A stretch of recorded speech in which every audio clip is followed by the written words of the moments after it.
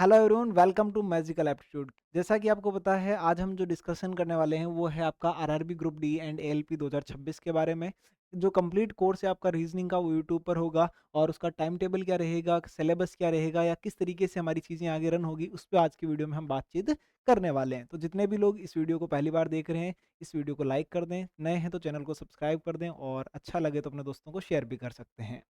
अब बात करते हैं अपन सबसे पहले आज की RRB group D, NTPC, ALP और 2025-26 की जो वैकेंसी है उसके लिए यूज़फुल रहने वाला है। कंप्लीट रीजनिंग हम पढ़ेंगे यहाँ पर ज़ीरो टू हीरो। ये नहीं कि भाई हम केवल और केवल थोड़ी सी चीज़ें यूट्यूब पे पढ़ेंगे और फिर अपन कहेंगे पेड बैच में। तो हम कंप्लीट चीज़ें पढ़ेंगे ज़ीरो टू हीरो तक। द बिग रिवील क्या है कि 100% ये फ्री ऑफ कॉस्ट आपके लिए यूट्यूब पे रहने वाला है।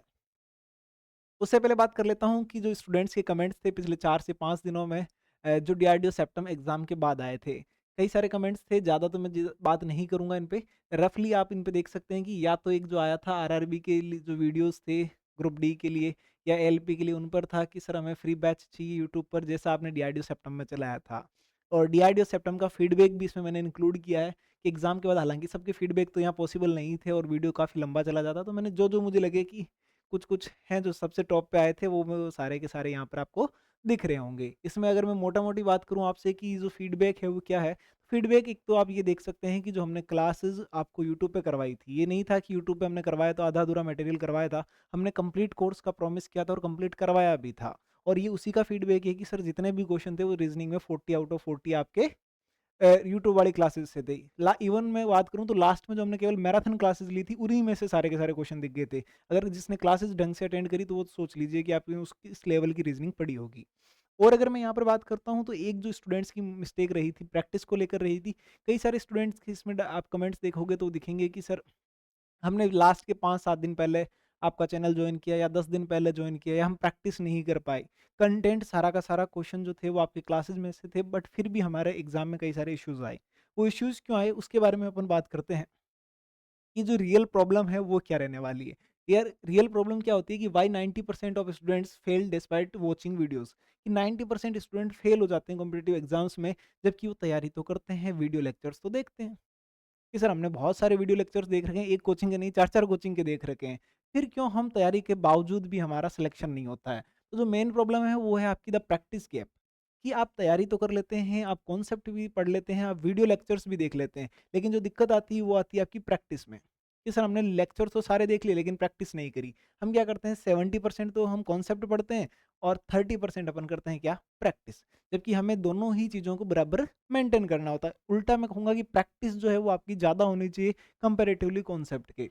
सेकंड जो आती है कि द एप्लीकेशन गैप, कि सर हमने सीख तो लिया लेकिन हम उसे अप्लाई नहीं कर पा रहे हैं, कि हमारे पास नॉलेज तो आ गया लेकिन जब अप्लाई करने की बात हुई तब हमारा लग गया क्रॉस, कि सर हम अप्लाई नहीं कर पाए। कि सर आपने कॉन्सेप्ट पढ़ाया, हमने सीखा, लेकिन एग्जाम में आया, अब पता नहीं चल रहा कि ये कॉन्सेप्ट कौन से वाले क्वेश्चन में अप्लाई करना है। कि सर क्वेश्चन देख लिया, अब पता नहीं कि यहाँ पर कॉन्सेप्ट कौन सा अप्लाई करना है, जबकि हमने पूरा का पूरा टॉपिक आपसे पढ़ रखा है। और जो तीसरा आता है वो आता है टाइम गैप, कि हमें आता है, अप्लाई करना भी आता है, लेकिन हमारे पास एग्ज़ाम में टाइम ही नहीं है। कि सर क्वेश्चन आया, मुझे पता है कि मैं इसका सॉल्यूशन निकाल सकता हूँ, क्या कॉन्सेप्ट लगेगा, सब कुछ सीख रखा है, लेकिन एग्ज़ाम में पता चला इस क्वेश्चन के लिए मुझे तो मिले हैं 30 सेकंड और मुझे इस क्वेश्चन को करने में लग रहे हैं 1 मिनट। अब क्या वहाँ पर हमारा सिलेक्शन होगा? नहीं होगा। ये जो थी वो मोटा-मोटी जो प्रॉब्लम्स होती है स्टूडेंट को फेस करने को मिलती है, वो ये होती है। क्योंकि यूट्यूब पे आपके पास कोर्सेज़ तो मिल जाते हैं, बट वो एक स्ट्रक्चर्ड वे में नहीं मिलता है।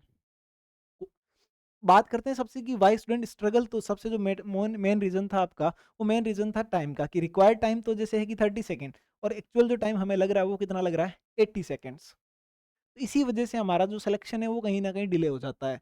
क्योंकि हम जब भी इसको पढ़ते हैं तो एक चेन रिएक्शन के थ्रू हम किसी भी प्रोसेस को करते हैं, कि सर सबसे पहले हम उसका फॉर्मूला रिकॉल करते हैं, फिर उसकी एप्लीकेशन देखते हैं कि उसको कैसे अप्लाई होगा और लास्ट में हम उसकी कैलकुलेशन करते हैं, जबकि रियल में हम ऐसा नहीं कर पाते हैं एग्ज़ाम में। और क्या-क्या कॉजेज़ हो सकते हैं आपके सिलेक्शन नहीं होने के पीछे, कि ओवर कॉन्फिडेंस इन बेसिक्स, कि हमने सीखा तो है 2 इंटू 2 बराबर 4। मैं कहता हूँ देखो कॉन्फिडेंस तो होना चाहिए कि हमने कुछ नया सीखा है, लेकिन हम इसे और कॉन्फिडेंस में सीख जाते हैं कि हमें तो अब सारी की सारी मल्टीप्लिकेशन आती है, जबकि हमने सीखा सिर्फ़ और सिर्फ़ क्या है, 2 इंटू 2 बराबर 4। तो हमें चीज़ों के बेसिक में और कॉन्फिडेंस में भी नहीं जाना है। कॉन्फिडेंस अच्छी चीज़ है, बट ओवर कॉन्फिडेंस आपको धोखा दे जाता है। फिर है पुअर क्वेश्चन सिलेक्शन, कि सर हम क्या करते हैं कि अब मैं यहाँ पर कहूँगा कि स्टूडेंट और टीचर दोनों तरफ से ये रिलेशन मेंटेन होता है, तब ये पुअर क्वेश्चन का सिलेक्शन होता है। कैसे? क्योंकि टीचर्स को पता है कि अगर मैं ज़्यादा डिफ़िकल्ट चीज़ें पढ़ाऊँगा, क्योंकि मैंने जब डीआरडीओ सेप्टम का ये बैच कंप्लीट किया था, तो ये चीज़ मैंने भी यूट्यूब पे फेस करी थी। हालाँकि मैं यूट्यूब पे पहली बार था और मेरा टारगेट पहले से क्लियर था कि मैं एग्ज़ाम के बाद ही बात करूँगा। एग्ज़ाम से पहले आप जो कहोगे मैं सारी की सारी चीज़ें सुन लूँगा, और इसीलिए आज ये जो जितने भी मैंने कमेंट्स दिखाए थे कि सर सारे के सारे क्वेश्चन नोट्स में से आए, वो इसी वजह से आए। हम क्या करते हैं कि सर जब टीचर हमें पढ़ा रहा होता है, हम कहते हैं कि यार ये तो हमें आ ही नहीं रहा, आ ही नहीं रहा। जबकि टीचर आपको अगर ईज़ी-ईज़ी क्वेश्चन करवाएगा तो आपको आ तो जाएगा। लेकिन क्या आप एग्ज़ाम में कर पाएँगे? नहीं कर पाएँगे। तो हमें पुअर क्वेश्चन के सिलेक्शन, ये सबसे बड़ी दिक्कत होती है कि यूट्यूब पे जब आप पढ़ते हैं। टीचर आपको वो क्वेश्चंस करवाते हैं जिससे बच्चे को लगता है कि यार हमें तो सब कुछ आ रहा है, और टीचर भी खुश, स्टूडेंट भी खुश, और एग्ज़ाम के बाद दोनों के दोनों ना खुश। तो इस चीज़ का हमें सबसे बड़ा ध्यान रखना है कि हमें पुअर क्वेश्चन का सिलेक्शन नहीं करना है। हमें रोज़ ये सीखना है कि आज हमें नहीं आ रहा, कोई दिक्कत नहीं। अगर नहीं आ रहा तो मुझे इस पे ज़्यादा काम करना है, ना कि इसको स्किप करना है। फिर लैक ऑफ टाइम प्रैक्टिस, कि सर हम प्रैक्टिस नहीं कर पाते। हम कॉन्सेप्ट पढ़ते हैं, बहुत अच्छे से हमने थ्योरी पढ़ रखी है, हमने एक वीडियो को 2-2 बार देख रखा है। मैं इवन कई सारे स्टूडेंट्स अगर इस वीडियो को देखेंगे तो जिनसे मेरी बात हुई है वो ये तक बताते हैं कि सर हम एक ही लेक्चर को 3 से 4 बार देखते हैं। जबकि मैं कहूँगा कि आप 4 बार देखने की ज़रूरत नहीं है। आप लेक्चर को 1 बार देखो, 2 बार देखो, मैक्सिमम सफिशिएंट होता है वो। उसके बाद आपको करनी होती है प्रैक्टिस। जितनी ज़्यादा प्रैक्टिस करोगे उतना ही आपके लिए बेनिफिशियल रहने वाला है। तो ये 3 चीज़ें आपको हमेशा इसके बारे में ध्यान रखना है। सबसे बड़ा जो कारण होता है आपके स्ट्रगल का, वो यही कारण होते हैं। चलिए आगे बात करते हैं अपन।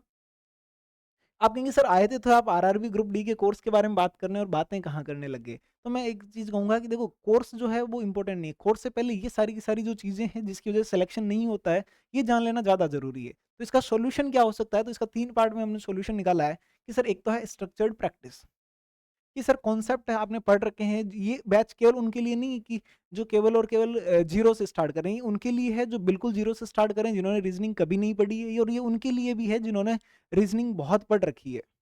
कि सर एक तो हमें चाहिए स्ट्रक्चर्ड प्रैक्टिस, कि सर क्लासेस ले ली, कोई दिक्कत नहीं, लेकिन अब प्रैक्टिस कहाँ से करेंगे? अब आप कहेंगे कि सर प्रैक्टिस के लिए मार्केट से कोई भी एक किताब खरीद लेते हैं, उसके सारे के सारे क्वेश्चन कर लेते हैं, पीवाईक्यू कर लेते हैं। तो मैं कहूँगा कि वो स्ट्रक्चर्ड वे में नहीं है। स्टूडेंट आता है, एक दिन पढ़ने से सिलेक्शन हो जाएगा क्या? नहीं। एक बुक को भी अगर आप सोल्व करते हैं तो उसका भी एक सीक्वेंस होता है, उस सीक्वेंस में अगर उसको सोल्व करोगे तभी वो आपको बेनिफिट करेगी। दूसरा आता है एग्ज़ाम लेवल एप्लीकेशन, कि सर हमने प्रैक्टिस तो स्ट्रक्चर्ड कर ली, लेकिन वो प्रैक्टिस हमने एग्जाम लेवल की करी है कि नहीं करी है, या उसको एग्जाम में कैसे अप्लाई करना, वो भी तो ज़रूरी है। तो एक तो कैलेंडर बेस्ड स्टडी प्लान, तो आपको एक complete calendar based study plan चाहिए होता है कि सर हम जो भी चीज़ें कर रहे हैं उसका ये सीक्वेंस है, और इसी सीक्वेंस में हम एग्जाम तक इसको फॉलो करने वाले हैं। टाइप वाइज आपको पीडीएफ चाहिए होती है, वर्कशीट चाहिए होती है, लाइव सोल्विंग ऑफ पीवाईक्यूज, कि आपको सर ये तो हो गया, जैसा आपने मेरी क्लासेस में देखा होगा मैं हर क्वेश्चन के साथ लगाता हूँ टाइमर, की इस टाइमर के अकॉर्डिंग आपको क्वेश्चन सोल्व करना है, ताकि आपको पता रहे कि एक्चुअली स्टूडेंट हम मिस्टेक कहाँ कर रहे हैं। कि एक स्टूडेंट है जिसने 10 सेकंड का जब टाइमर हुआ तब तक कमेंट में अपना आंसर पे भेज दिया था। एक दूसरा स्टूडेंट है जिसने 20 सेकंड में भेजा, एक स्टूडेंट जिसने 1 मिनट के बाद भी नहीं भेज पाया।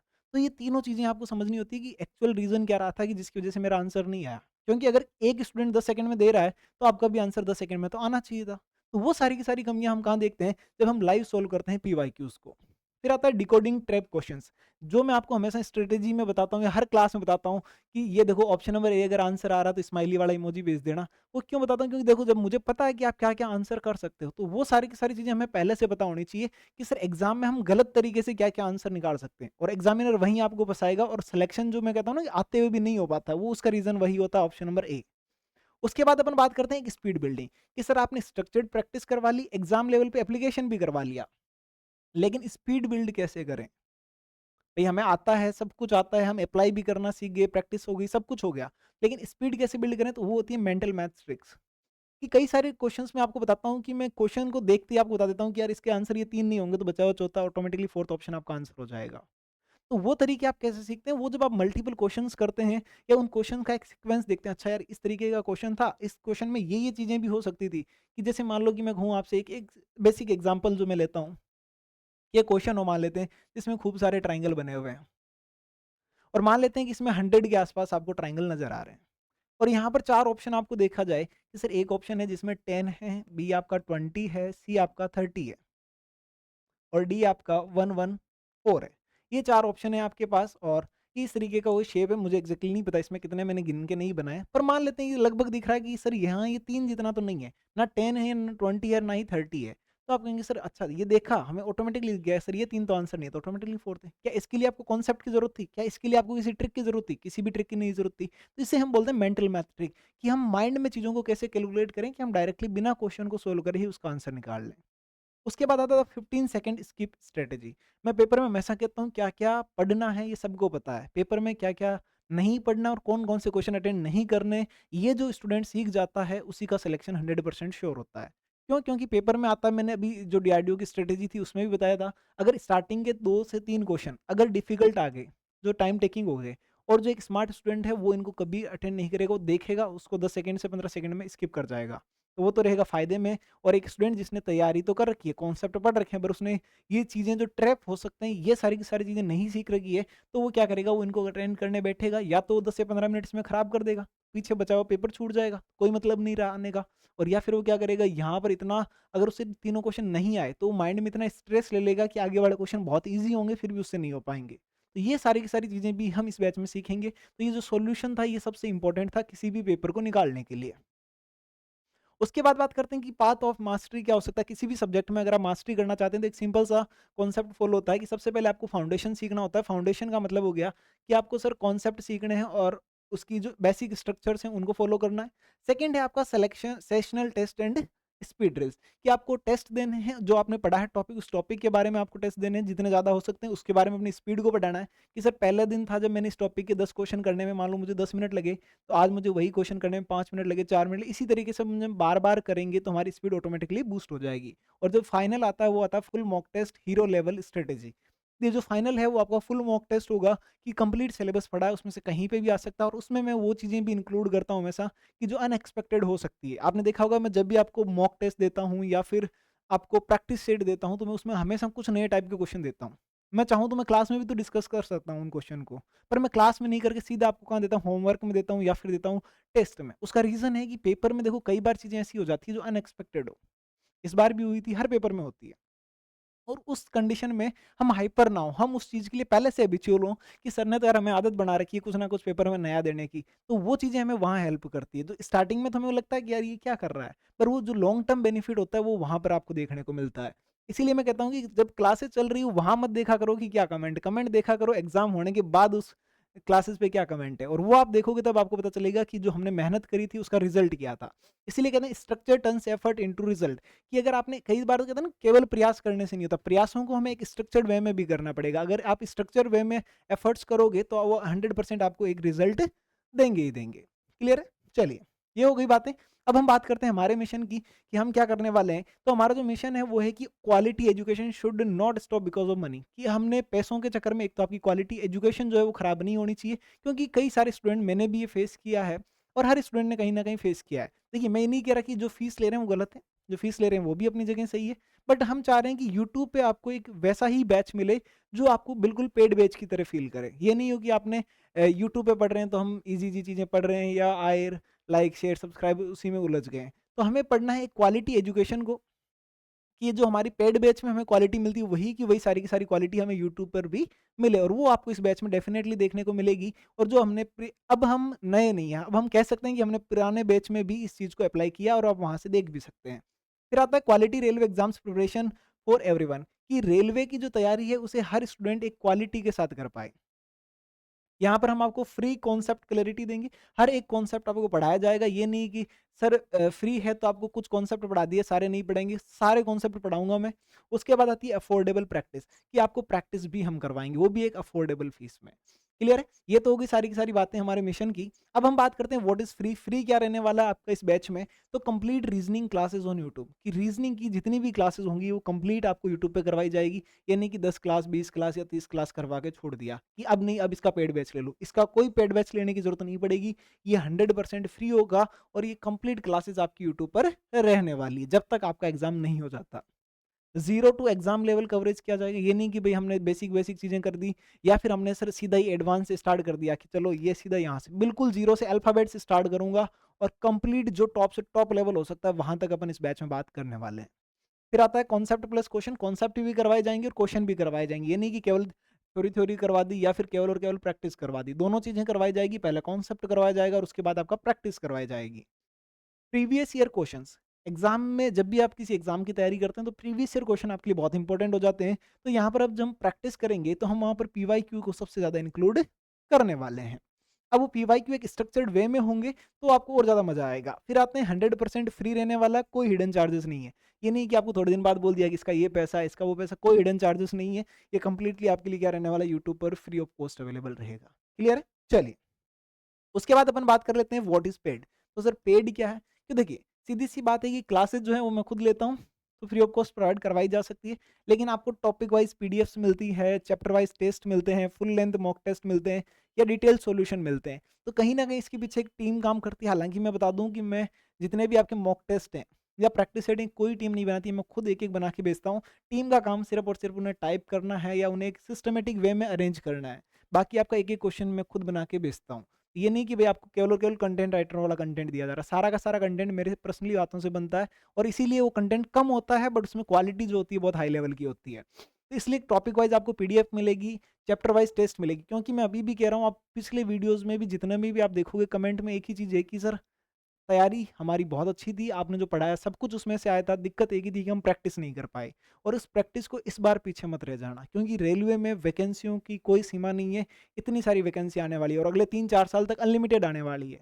तो ये अगर आपके लिए वो गोल्डन चांस है एक तरीके से, अगर अब सिलेक्शन नहीं ले पाए तो कभी नहीं ले पाओगे, और यहाँ बिल्कुल जीरो फीस में। तो इसलिए प्रैक्टिस को बिल्कुल पीछे मत रखना। टॉपिक वाइज पीडीएफ मिलेगी, डेली की डेली करनी है। चैप्टर वाइज आपको टेस्ट भी मिलेंगे, हर चैप्टर कंप्लीट हुआ उसका टेस्ट। और टॉपिक वाइज जब पीडीएफ मिल रही है तो ये टॉपिक वाइज पीडीएफ आपको डेली मिलेगी, और ये इस बार टेस्ट के फॉर्मेट में। पहले तो आपको पीडीएफ मिल जाती थी तो आपको आलस आ जाता था, अब आपका टेस्ट होगा। और मैं हर वीक वो नाम भी अनाउंस करूंगा कि कौन कौन नहीं पढ़ रहा है।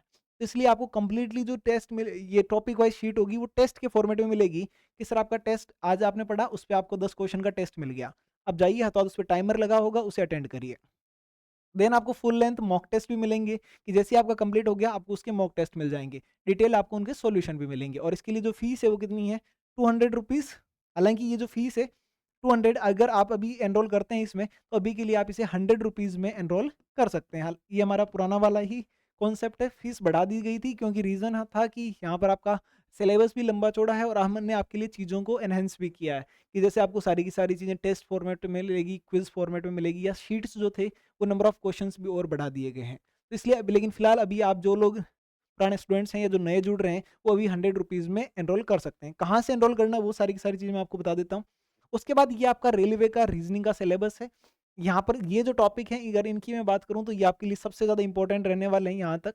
और ये आपका मैथमेटिकल ऑपरेशन, ये वो क्वेश्चन है जिन्हें जो चैप्टर्स हैं जो हर एग्जाम में, आपके रेलवे के जितने भी एग्जाम्स होते हैं, 2 से 3 क्वेश्चन हर पेपर में पूछे गए हैं, या उससे भी ज़्यादा पूछे गए हैं कुछ कुछ चैप्टर से।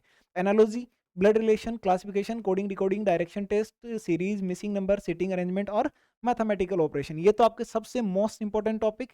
उसके बाद अगर मैं बात करूं ranking and order, syllogism, jumbling, Venn diagram, data sufficiency, alphabet test, clock, calendar, inequality, statement and conclusion, sitting, statement and argument, statement and course of action, statement and assumption, cause and effect, assertion and reason, decision making और non verbal reasoning आपकी completely clear है। ये आपका railway का syllabus है।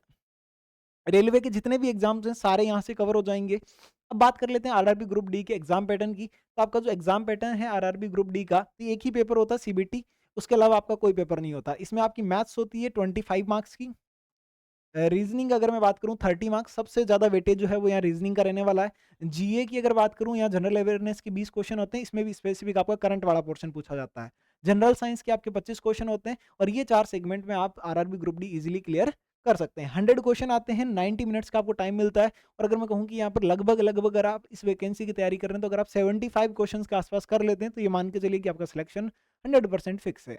और उसमें आपका मैथ और रीजनिंग सबसे इंपॉर्टेंट रोल मिला निभाता है, क्योंकि यहाँ पर 100% मार्क्स लाए जा सकते हैं। तो आपके 55 मार्क्स यहाँ से होते हैं, तो मैं तो कह रहा हूँ खराब से खराब कंडीशन में भी आप 50+ स्कोर यहाँ से कर लीजिए, और बचे हुए दोनों सब्जेक्ट के 45 में से आप 20 से 25 मार्क्स इजीली ले सकते हैं। क्लियर है? ये तो हो गया आपका आरआरबी ग्रुप डी, या नेगेटिव मार्किंग है 1/3 की।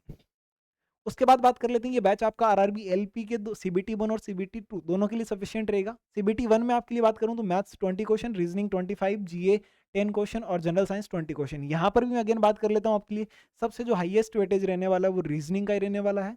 75 क्वेश्चन होंगे, 60 मिनट का टाइम होगा, और ये आपके लिए क्वालिफाइंग होगा, ये नंबर आपके फाइनल मेरिट में एड नहीं होंगे। 15 गुना की यहाँ पर क्वालिफाइंग लिस्ट जारी होगी, उसमें आपका नंबर आना चाहिए। नेगेटिव मार्किंग यहाँ पर भी 1/3 रहने वाली है।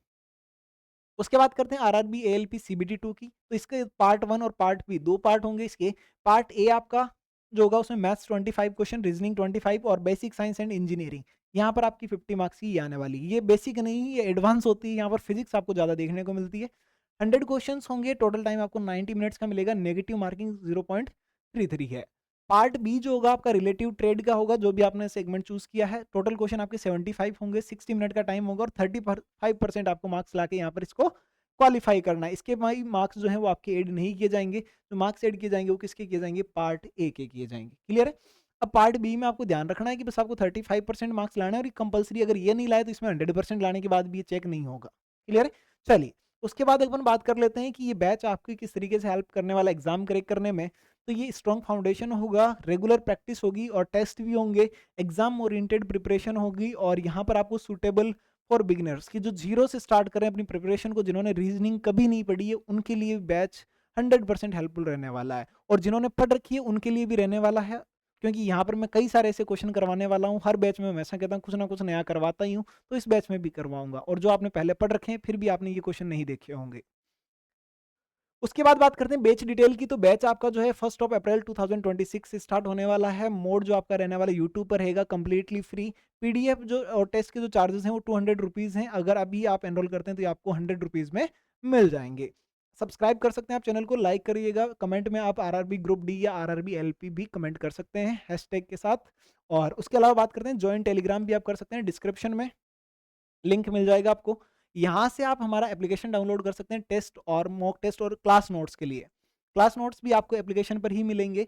जो आपकी अब यहाँ पर बात करते हैं एप्लीकेशन जो है हमारा सिलेक्शन लेन के नाम से है। या तो आप इस क्यूआर कोड को स्कैन करके भी डाउनलोड कर सकते हैं, या फिर आप सिलेक्शन लेन प्ले स्टोर पे सर्च करेंगे। ध्यान रखना है कि यहाँ पर बीच में कोई भी स्पेस आप ना रखें। उसके बाद जैसे ही आप एप्लीकेशन डाउनलोड करेंगे, अगर आप ऑलरेडी यूज़र हैं तब तो आप सीधा लॉगिन करके आपको ये इंटरफेस देखने को मिल जाएगा। अगर आप नए स्टूडेंट हैं तो आप रजिस्टर पे क्लिक करेंगे और अपना जो बेसिक डाटा है उसको फुलफिल करेंगे, तो इस तरीके का इंटरफेस आपके सामने दिखेगा। यहाँ पर आपको रेलवे एग्जाम्स के नाम से कैटेगरी दिखेगी, उस पर आप जैसे ही क्लिक करेंगे आपको ये कोर्स देखने को मिल जाएगा। और या फिर आप ट्रेंडिंग कोर्स में इसको सीधा थोड़ा सा नीचे स्क्रॉल करेंगे तो आपको ये बैच दिख जाएगा। और अभी आप देखेंगे इसकी फीस कितनी हो रखी है, 100 रुपीज़ हो रखी है। तो सभी लोग जाके इसमें एनरोल कर लीजिएगा। उसके बाद अगर आप आरआरबी के लिए एक हमारा व्हाट्सएप ग्रुप है उसे ज्वाइन करना चाहते हैं तो आप इस क्यूआर कोड को स्कैन करके हमारा व्हाट्सएप ग्रुप ज्वाइन कर सकते हैं। फिर भी अगर कोई दिक्कत आती है किसी भी इशू में तो आप इस नंबर पे हमसे कांटेक्ट कर सकते हैं। ये मेरे ऑफिस के नंबर है, ये विनीत सर के नंबर है। आप इन दोनों नंबर से कांटेक्ट कर सकते हैं या फिर आप हमें मेल कर सकते हैं magicalaptitude@gmail.com पर। तो ये था आज का हमारा डिस्कशन। मिलते हैं 1 तारीख को क्लासेस में। और क्योंकि ये बैच कम्प्लीटली फ्री है तो अपने सारे दोस्तों को शेयर करिएगा। और वीडियो अच्छा लगा तो लाइक करें और नए हैं तो चैनल को सब्सक्राइब कर सकते हैं। बाकी मिलते हैं 1 अप्रैल को। तब तक के लिए थैंक यू वेरी मच।